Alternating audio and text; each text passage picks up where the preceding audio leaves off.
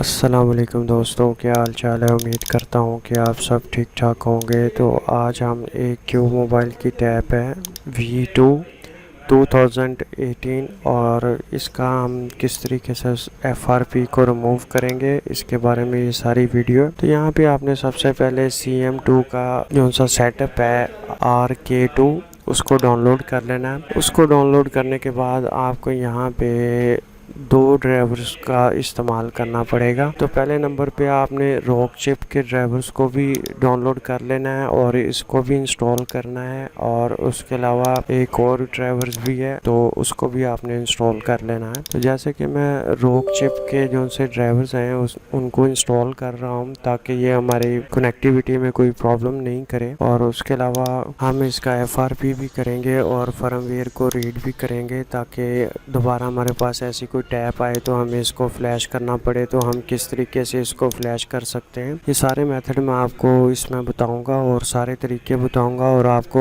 Tap को connect करके भी बताऊंगा कि ये किस तरीके से कनेक्ट होती है। तो यहाँ पे सारी चीज़ों को आपने गौर से देखना है। यहाँ पे हम CM2 RKT का सेटअप है कौन सा उसको भी इंस्टॉल करेंगे, और उसको इंस्टॉल करने के बाद मैं आपको बताता हूँ कि आपने इसका FRP को किस तरीके से रिमूव करना है और इसको फ्लैश किस तरीके से करना है। तो यहाँ पे ये थोड़ी देर में इंस्टॉल हो जाएगा और मैं आपको बताता हूँ कि आपने टैब को भी कैसे कनेक्ट करना है, क्योंकि सबसे बड़ा प्रॉब्लम यही होता है कि टैब को हम कैसे कनेक्ट करें। तो यहाँ पे हम इस सेटअप को ओपन कर लेते हैं। CM2 RKT का ये सेटअप है। तो यहाँ पे जितने भी RKT के फ़ोन हैं उनके चिपसेट हैं वही फ़ोन कनेक्ट होते हैं और उसके अलावा नहीं होते। हमारे सारे सेटअप और ड्राइवर इंस्टॉल हो चुके हैं, और अब आपको इसको कैसे कनेक्ट करना है तो मैं आपको वो भी दिखा देता हूँ। तो यहाँ पे हमारे पास कुछ ऑप्शन है जो से सर्विस के हैं, फ्लैश के हैं और यूज़र डाटा के। तो यहाँ पे हम आइडेंटिफाई करेंगे और मैं आपको दिखाता हूँ। जब भी आपने अपनी टैब को साथ में कनेक्ट करना है तो इसका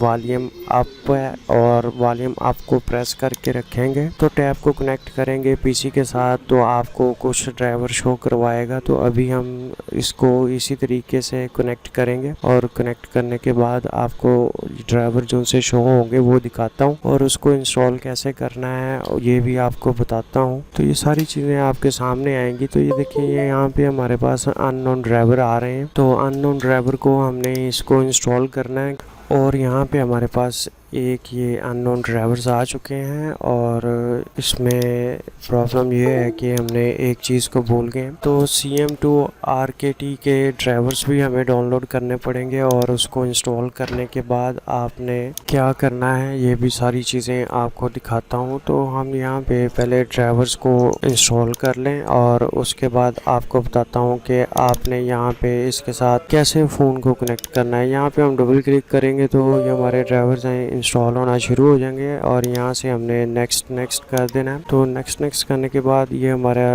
CM2 RKT के जो सा सेटअप यहाँ पे इंस्टॉल हुआ है, ये ड्राइवर्स भी वहाँ पे आए हैं। तो ये आपको ड्राइवर दिखा देता हूँ। ये कंप्लीट ड्राइवर्स हैं इसके। तो यहाँ पे 3.0 हैं और 4.50 है, तो ये दोनों ही चल जाएंगे, इसमें कोई प्रॉब्लम नहीं है। तो अब हम अपने टैब को कनेक्ट करेंगे और आपको बताते हैं। टैब को आपने जब भी कनेक्ट करना है तो इसकी पावर को पहले ऑफ कर लेना है, और यहाँ पे आपने CM2 RKT का सेटअप है जो सा उसको ओपन करना है। ये अननोन ड्राइवर हैं, तो अननोन ड्राइवर हैं जो से इसको हम वहाँ पे इंस्टॉल करेंगे जहाँ पे इनका पाथ है। जैसे कि हमारा C में जाकर इसका पाथ आएगा इन्फिनिटी बॉक्स का। तो ये C में इन्फिनिटी बॉक्स है, यहाँ पे जो जहाँ पे ड्राइवर इंस्टॉल हुए हैं वो वाला पाथ आपने सेलेक्ट करना है। जैसे कि हमारे यहाँ पे ड्राइवर्स पड़े हैं, तो ड्राइवर्स में जाएंगे तो देखें वही दो ड्राइवर्स हैं, और यहाँ पे आके हमने नेक्स्ट कर देना है, और ये हमारे ड्राइवर इंस्टॉल हो चुके हैं।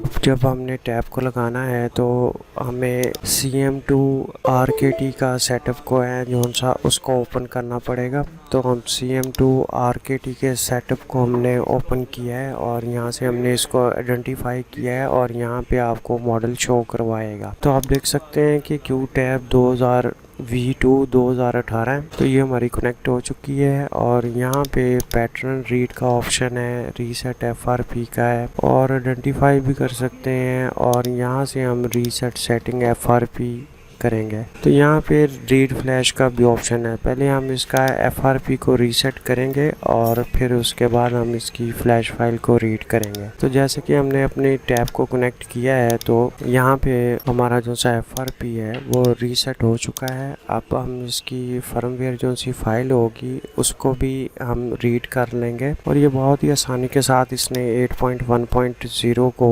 इसने FRP को रिमूव कर दिया है और ये हमारी क्यू टैब है। अब हम यहाँ से रीड फ्लैश फर्मवेयर पे क्लिक करेंगे तो ये रीड फ्लैश जोन सा है, ये इसकी फर्मवेयर की फाइल होती है। अगर हमारे पास कोई दूसरा टैब आता है जो V2 2018 का है तो हम उसमें आसानी के साथ इसको फ्लैश कर सकते हैं। तो यहाँ से हम इसको सबसे पहले रीड फ्लैश करेंगे। तो ये सारी फाइल हमारे पास फ्लैश होकर जहाँ पे हम रखना चाहते हैं वहाँ का हम पाथ दे देंगे तो ये हमारे कंप्यूटर में सेव हो जाएगी। अगर हमें किसी और फ्लैश फाइल यानी कि किसी और टैब को अगर हमने जो सी V2 2018 ही हो तो आया हम उसी को दोबारा से फिर इसको फ्लैश भी कर सकते हैं। उम्मीद करता हूँ आज की ये वीडियो आपको ज़रूर पसंद आई होगी। तो यहाँ पे हम इस फाइल को रीड कर लेते हैं। वीडियो में थोड़ी सी फास्ट कर देता हूँ ताकि जल्दी से हमारी जो सी फर्मवेयर की फाइल है वो क्यू टैब V2018 है और ये जल्दी से रीड हो जाएगी और इसको हम इस्तेमाल में लेकर आएंगे नेक्स्ट क्यू टैब 2018 की। तो आसानी के साथ हम उसमें फ्लैश कर सकते हैं क्योंकि